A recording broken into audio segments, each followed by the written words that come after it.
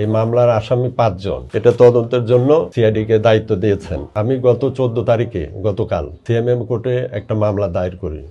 এই মামলার আসামি 5 জন। এক নম্বর হলো জয়িতা সেন রিম্পি, 2 নম্বর মোস্তফা আল মাহমুদ, 3 নম্বর আবির কল্যাণ আবেদিন, 4 নম্বর মোহাম্মদ শাহ আলম সিরাজ, 5 নম্বর রাকিবুজ্জামান মাসুদ। এর মধ্যে আসামি 1 থেকে 3 জন বিটিসিএল এর ঊর্ধ্বতন কর্মকর্তা এবং 4 আর 5 হলো শিক্ষা মন্ত্রণালয়ের কর্মকর্তা। শাহ আলম সিরাজ হলো শিক্ষা মন্ত্রণালয়ের বেসরকারি বিশ্ববিদ্যালয় শাখা 2 এর সহকারী সচিব, আর রাকিবুজ্জামান হলো প্রশাসনিক কর্মকর্তা বেসরকারি বিশ্ববিদ্যালয় শাখা।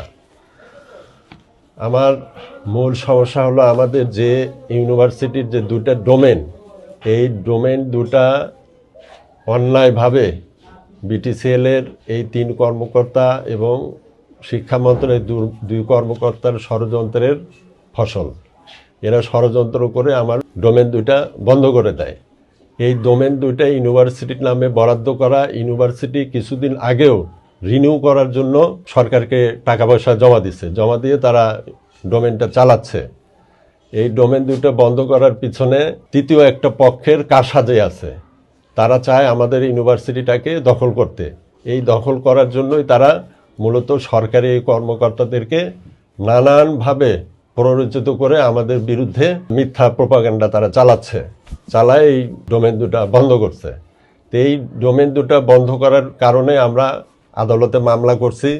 আদালত মামলা গ্রহণ করে এটা সিআইডিকে তদন্তের জন্য পাঠাইছেন এবং এটা আইনের ধারা ছিল দণ্ডবিধির 166, 167, 355, 409 ও 506 ধারা।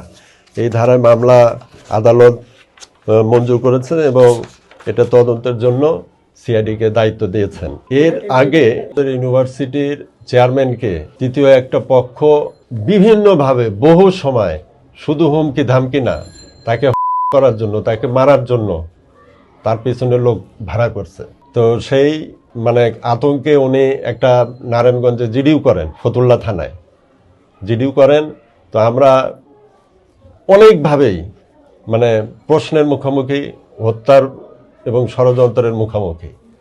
তো আমরা চাই যে বিষয়টা আপনাদের মাধ্যমে জাতি জানুক এবং ইউনিভার্সিটি যাতে ধ্বংস না হয়ে যায় এবং এটা যাতে সঠিকভাবে সুন্দরভাবে চলতে পারে, সেজন্য আপনাদের মাধ্যমে আমি সকলের সহযোগিতা কামনা করি। আর ওই তৃতীয় পক্ষ তারা ইউজিসিকে ব্যবহার করতে চায়, শিক্ষা মন্ত্রণালয়কে ব্যবহার করতে চায়, ডাক ও টেলিযোগাযোগ মন্ত্রণালয়কে ব্যবহার করতে চায়, সর্বশেষ বিটিসিএলকে ব্যবহার করে তারা আমাদের বিরুদ্ধে এই ন্যাক্কারজনক ঘটনা ঘটাইছে। তো আশা করি তাদের কাছে আপনাদের মাধ্যমে মেসেজ গেলে তারা যেন বিষয়টা সুন্দরভাবে সঠিকভাবে চিন্তা করে এটার একটা ভালো সমাধানের পথ তারা বেছে নেয়। মামলা গতকাল 14 তারিখ আমরা মামলা ফাইল করছি ইউনিভার্সিটির পক্ষ থেকে, আমি নিজে বাদী হয়ে।